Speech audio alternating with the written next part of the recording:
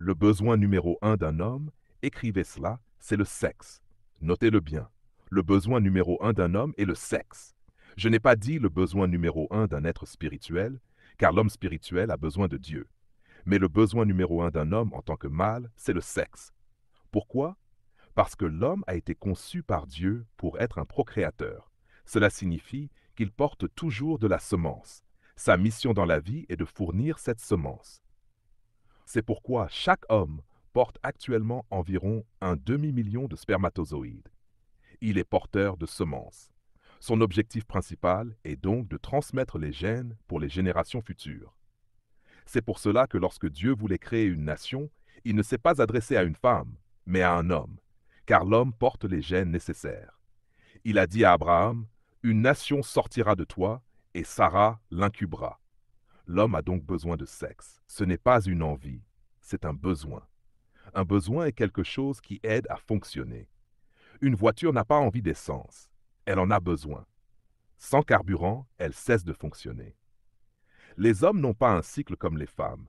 Ils sont toujours prêts, tout le temps, chaque jour, à n'importe quel moment. Voilà pourquoi certaines femmes, surtout celles chrétiennes, pensent parfois que leur mari a un démon. Elles se demandent, qu'est-ce qui ne va pas chez toi? On l'a fait hier soir et ce matin encore, et avant-hier aussi. Tu es malade, je vais prier pour toi.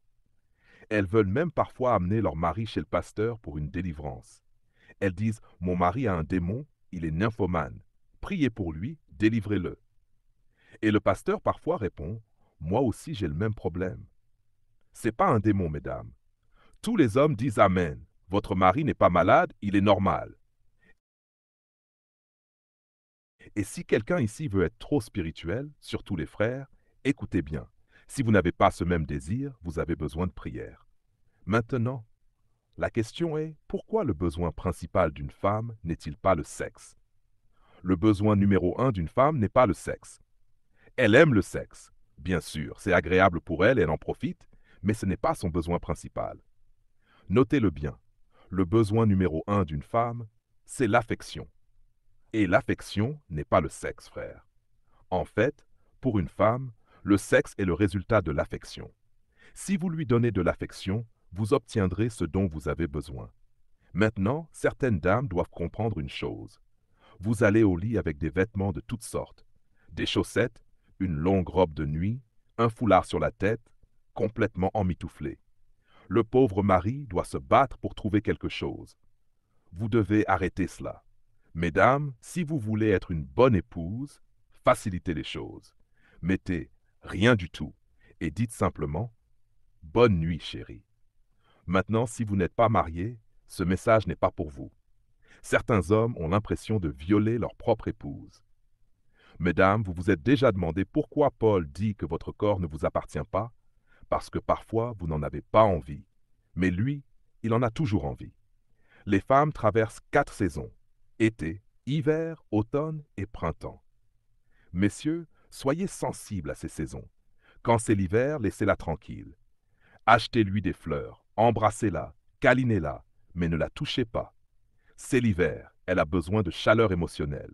L'automne arrive, les choses commencent à changer. Ça se réchauffe un peu, mais ce n'est pas encore le bon moment. Ensuite vient le printemps, tout revient à la vie, et là elle est prête. Et puis l'été arrive, c'est brûlant. C'est elle qui vous attrape au lit. Mais après, c'est de nouveau l'hiver. Un bon mariage repose sur un homme qui comprend la sensibilité et une femme qui comprend le besoin de son mari. Mesdames, un homme n'a pas simplement envie de sexe, il en a besoin.